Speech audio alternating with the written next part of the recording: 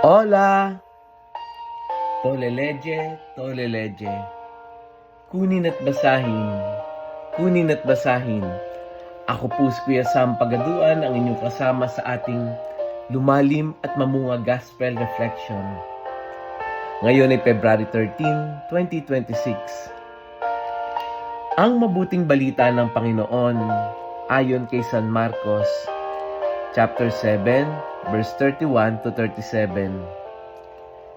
Noong panahong iyon, pagbalik ni Jesus mula sa lupain ng Tiro, dumaan siya sa Sidon at nagtuloy sa lawa ng Galilea, matapos tahakin ang lupain ng Decapolis. Dinala sa kanya ang isang lalaking bingi at utal, at ipinamanhik nila na ipatong sa taong ito ang kanyang kamay. Inilayo muna siya ni Jesus sa karamihan at isinuot ang kanyang daliri sa mga tainga nito. Pagkatapos, lumura at hinipo ang dila nito.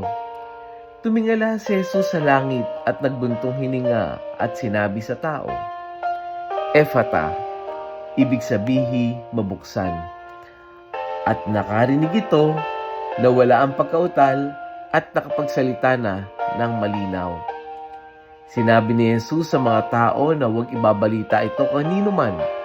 Ngunit kung kailan sila pinagbabawalan, ay lalo naman nilang ipinamamalita ito.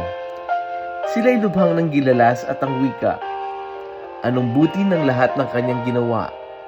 Nakarinig na ang bingi at nakapagsalita ang pipi. Ang mabuting balita ng Panginoon. Pinupuri ka namin, Panginoong Hesukristo. Sa gospel po natin ngayon, dinala kay Jesus ang isang lalaking bingi at utal, hirap magsalita.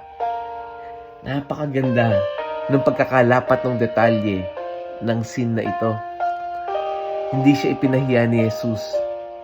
Hindi siya gumawa ng eksena sa harap ng lahat. Kundi anong ginawa niya sa lalaki? Dinala niya sa isang lugar na hiwalay sa karamihan. Hinipo niya yung tenga, hinipo yung dila, tumingala siya sa langit at bumuntong hininga.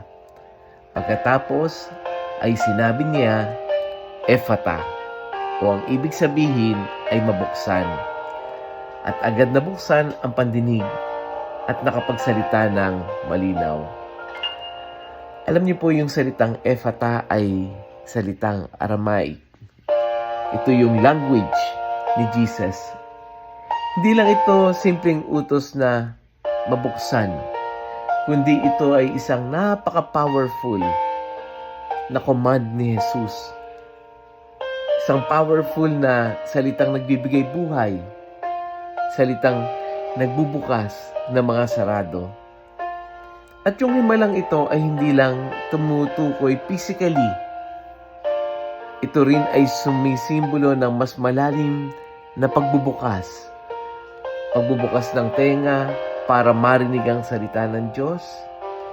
Pagbubukas ng bibig para ipahayag ang katotohanan.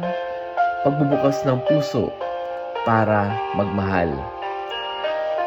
Paano ba natin maisasalabat sa ating pang-araw-araw na buhay yung gospel natin ngayon?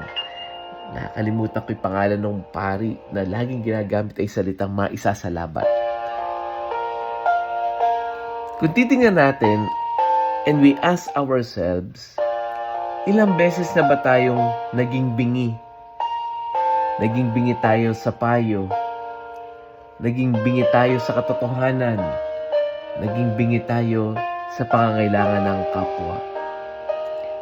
Yung salitang Ephata ay para din sa atin dahil may mga pagkakataon na tayo din ay nagiging pipi.